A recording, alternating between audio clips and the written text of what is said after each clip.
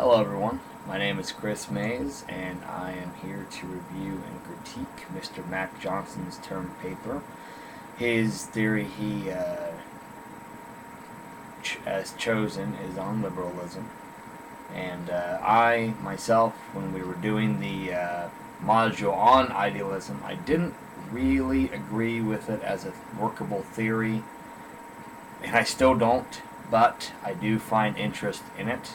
And I do like how Mr. Johnson has wrote his paper. In fact, I don't really see many problems in it in itself. I think it's well written and well established, and I think that it's structured very well. Me being a veteran, served in combat, served in Iraq, there was a phrase that Woodrow Wilson said back in the turn of the century that really describes idealism to a T, in my opinion. And it is a phrase that is still used today. It was actually used by George W. Bush as his justification for us going into Iraq in the first place. And it's haunted me, and it makes me very angry when I think about it, because I don't agree with it. But the theory is make the world safe for democracy. Democracy being the overlying principle that can be housed within liberalism. Why do I say that? Well, liberalism is all about cooperation. It is about people coming together for the greater good. Democracy being the greater good.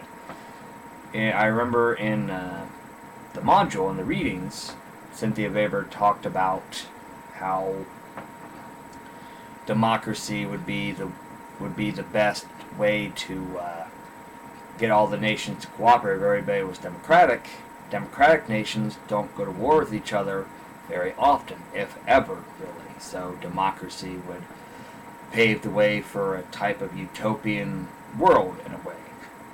I don't agree with that because, for cultural reasons. There are different cultures throughout the world where democracy would not work. It is against the very fabric of their DNA itself, as in the Middle East, which is, of course, derived from the old Persian Empire. They don't have the notion, they don't understand democracy. Therefore, when it's forced upon them, they don't know how to respond to it. They don't know what it is. I don't think it's fair for us to say as far as the West goes, our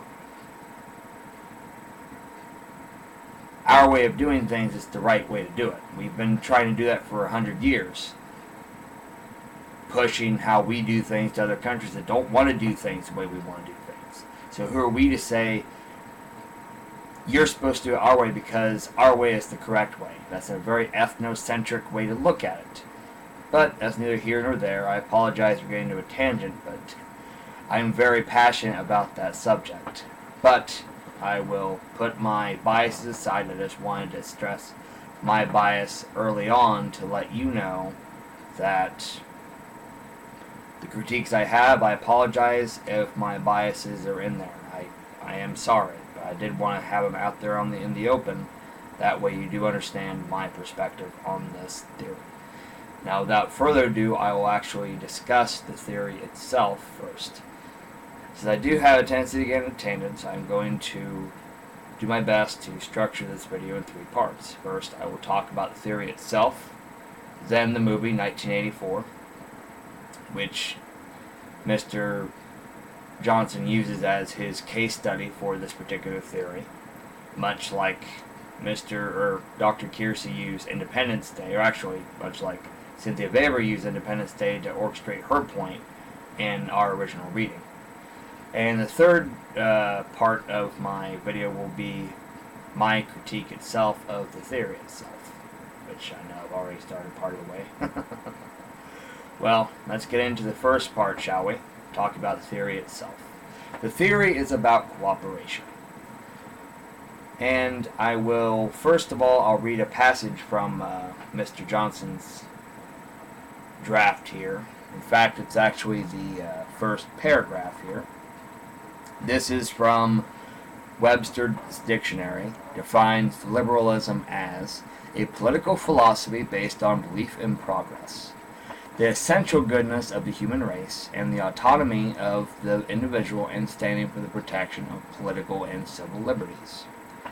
And Mr. Johnson goes on to talk about what it means to him, which is this can be interpreted as the belief that people work together to do what is best for the general public.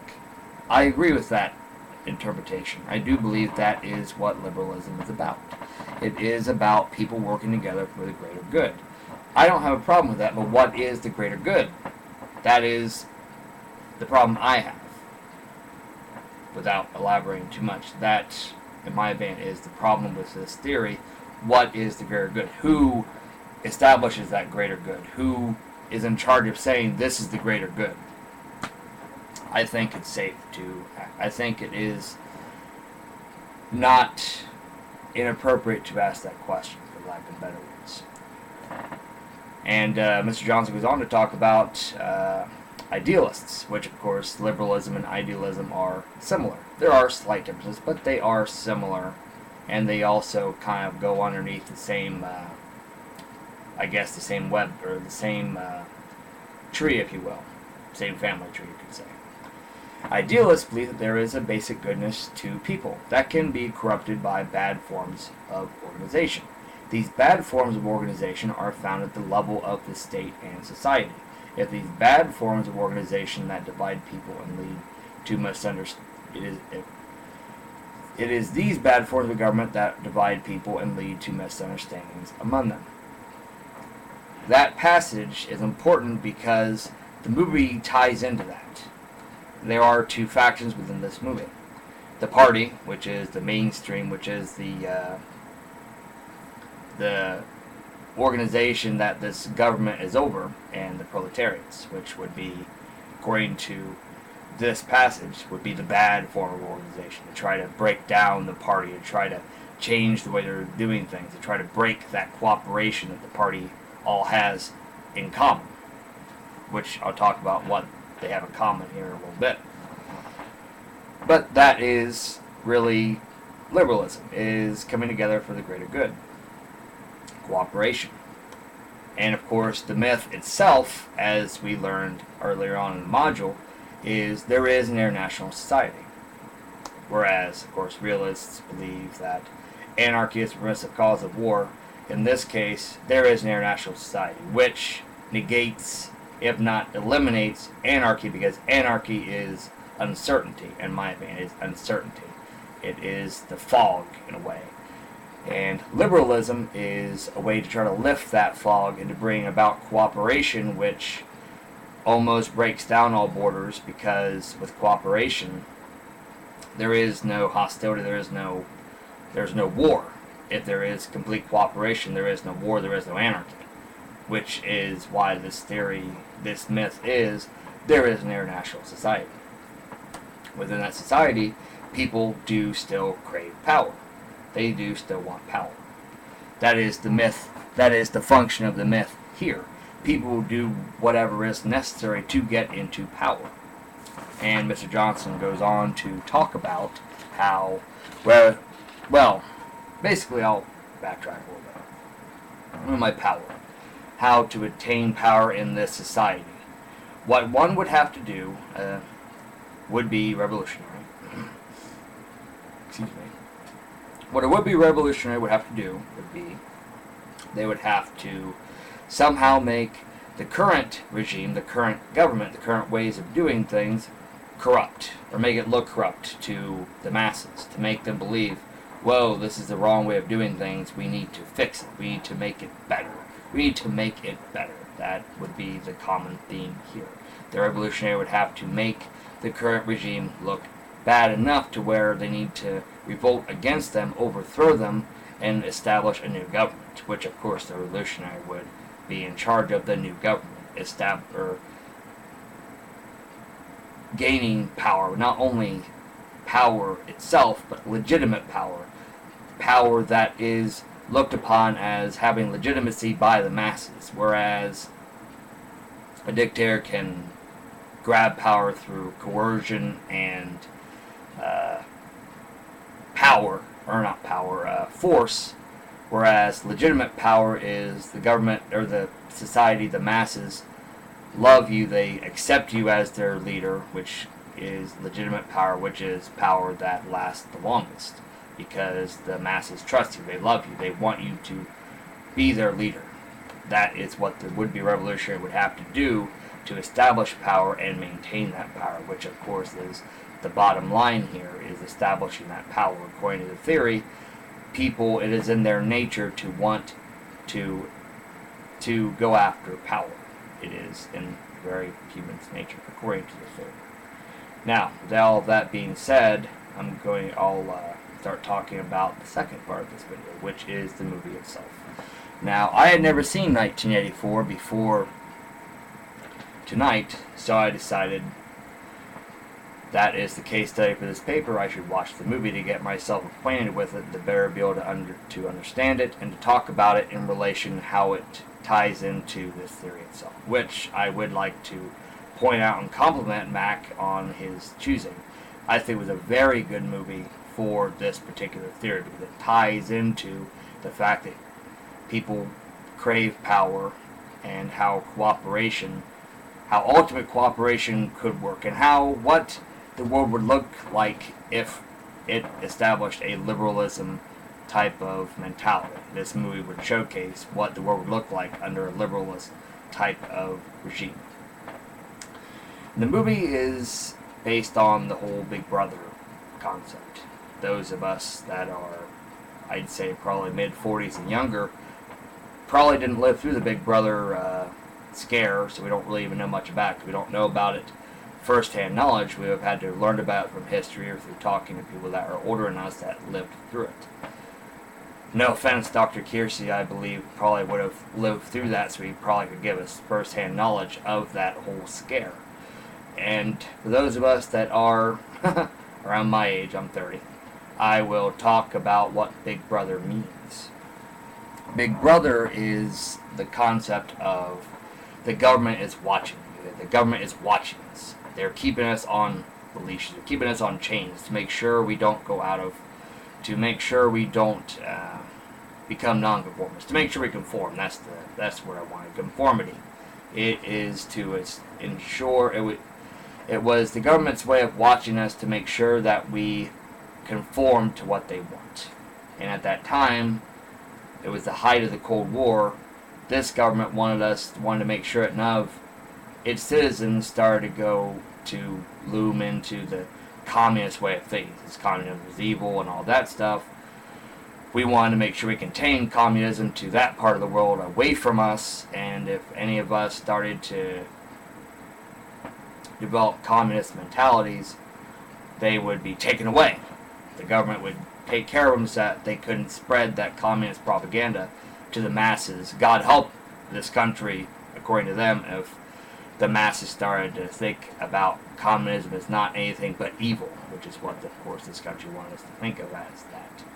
So Big Brother was what people thought was the future was going to turn into, where the government would be able to watch us and every facet of our lives, both public and private. This movie kind of takes that to the next level. I believe this movie was made in the early 70s, which of course was the height of the Cold War. And it was set in the year 1984. In this movie, there are TVs everywhere, with a picture of this very menacing looking person who almost has it's like his stare just stares through your soul. It's a very menacing looking individual that's shown on all billboards and all television screens everywhere, reminding people that he is watching. Big Brother is watching. The movie starts out with someone who was a nonconformist, who was accused of thought crimes, which in this society, Big Brother also not only controls actions, controls thoughts. And if someone shows thoughts that are not conforming to their vision for the greater good, the thought police will come, take them away, and coerce them into thinking the way they're supposed to think, according to the government of the society. So in the movie, it starts out with a person that was part of this party, which is the mainstream, which is the conformists of the movie. He was accused of thought crimes, so he was confessing all of his thought crimes to the masses, and it shows the masses watching this and yelling, "Traitor, traitor, no, no, traitor, traitor, no, no." And it was... I had never seen the movie before. I was very freaked out and kind of, what's going on here. But as the movie progresses, you understand why they're doing that, because thought control is the key to this movie. Is how Big Brother rules over these people. That's how he maintains his power. It's legitimate power in a way, because if he's able to control their thoughts, then that means they can't start to think, well, maybe it isn't such a good idea. Maybe I don't like how my thoughts control, but if you start to think that way, the thought police will come and take you away because you're not thinking how you're supposed to think. So in a way, he maintains his legitimate power through thought control. And it's coercion, but it's coercion of the thought, which is more dangerous. And the movie centers around really two characters.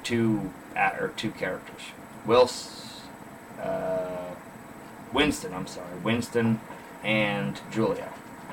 They're both nonconformists who tried to let everyone think they're conformists, but in the back of their minds they're thinking, gee, this whole party thing is really not a good idea.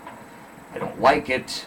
I want to be able to think for myself, have my own thoughts, have my own ambitions, do my own thing, but yet they're forced to do what the government tells them to do. Winston is a newspaper editor / reporter or writer, and I'm not sure exactly what Julia does, but she works in the same building. And it shows them making eye contact with each other throughout the movie, but at one point she falls down on her injured arm, and Winston helps her up and asks if she's okay. And that connection made them realize, well, I kind of like this person. And, so it turns out that they eventually have a sexual experience, or they make love. Which, of course, sex is completely forbidden in this society, because sex is, I would imagine, considered going against the grain, so to speak. It's not conformist mentality. Conformity is everyone acts the same, everyone is the same, there are no genders, all that stuff. Well, sex kind of gets in the way of that mentality. And they actually are caught later on by the thought police, and they're actually taken to jail, and they are coerced into trying to think that is wrong and why it's wrong and all those things. Long story short, I know I'm probably spending too much time on the movie. Winston gets strapped to this stretching rack. He gets coerced into believing the way that he is supposed to believe. It's a very grotesque, very gut-wrenching scene, because it's very graphic how they torture him into trying to think the way they want him to think, which is, of course, Big Brother. It's wonderful, love Big Brother, whereas Winston actually was honest and said that he hates Big Brother. Of course, you can't have that in that society, so they coerced him into eventually saying, "I love you" to Big Brother, which, of course, is what they wanted. And the movie ends with Winston in this cafe-looking thing, just sitting there. Julia comes and they talk, but they both seem like they're not who they were. You can see they're not really truly individuals. They've become part of the party. They've become what the government wanted them to be, which is really not have thoughts for themselves. They just are only for the greater good, which is the party's greater good. And it ends with him looking at a picture of Big Brother and saying, "I love you."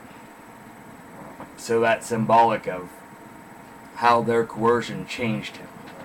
Now, you might ask, well, how does this movie relate to liberalism? Well, it's an extreme version of what liberalism could look like, whereas you're all there for the greater good. A utopia I guess, in a way. I guess that's really what liberalism is all about, is trying to establish a utopia. The international society would be a society of cooperation. But this movie kind of takes it to an extreme where you're forced to cooperate. You're forced to for the greater good. But what I don't like about that is there's no spice of life.